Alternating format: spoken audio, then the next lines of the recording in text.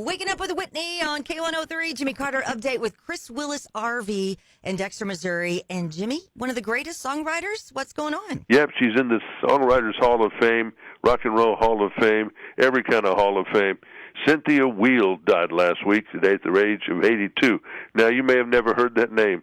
She was married to a man named Barry Mann and been married since 1961. They had, to me, one of the longest marriages in rock and roll history.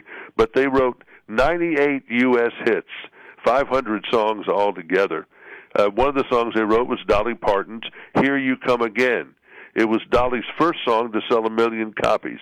Dolly said, Cynthia was one of the greatest songwriters of all time. I owe her such a debt of gratitude. They wrote I guess their most famous song was You've Lost That Lovin' Feeling. Oh, yeah. That's in Top Gun and Righteous Brothers. BMI, the people who collect the royalties, say no other song was played more on radio and television in the 20th century than that song. It's pretty amazing, just for those few, but they wrote Somewhere Out There, which was in a movie which my kids loved so much. Blame It on the Bossa Nova. Kicks Just Keep Getting Harder to Find by Paul Revere and the Raiders. Running with the Night, Lionel Richie. Walking in the Rain, We Got to Get Out of This Place by the Animals. And that was a song that was kind of an anthem for the Vietnam soldiers. They played that song all the time.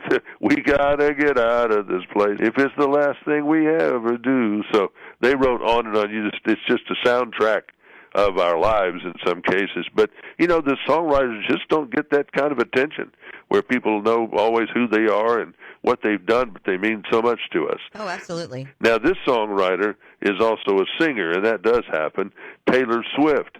They say now that this is Forbes magazine's newest thing. They say she's worth $740 million. She's on the way to $1 billion. You watch, she'll get there. But, how can you not be just a little bit goofy if you have that kind of money and that kind of fame? It would be weird. Yeah, it'd be a lot to just handle. A lot to handle, and I've been around a lot. I've been around a lot of them that have this type of thing, and some are more normal than others. But I think it's harder for a woman.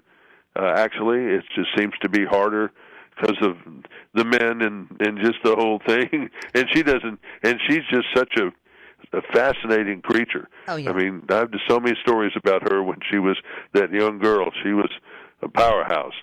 They did a great job of the Alabama June Jam returning, filled it up, drums roaring, people jumping up and down, big time, lost nothing. Weirdest thing of the weekend, Tanya Tucker rode a horse onto the stage of the Grand Ole Opry. That has never been done before. I've produced shows in that building, been in the Opry House 100 times. I cannot figure out how they got that horse up there to the stage. Now, the stage itself is very tall back there, but I think I maybe know how they got it in. Maybe. I think they walked it. Okay, now I think I do know how they got it in, but holy cow, that was not easy. I had to try to think about where the big doors are for the equipment to come in, and that's how it came in. And George Strait and Chris Stapleton broke records with Milwaukee. They just keep breaking records for everything they do. Marty Rose of Diamond Rio's dad got killed in a house fire in Turtle Creek Township, Ohio. Zane Rowe was 93.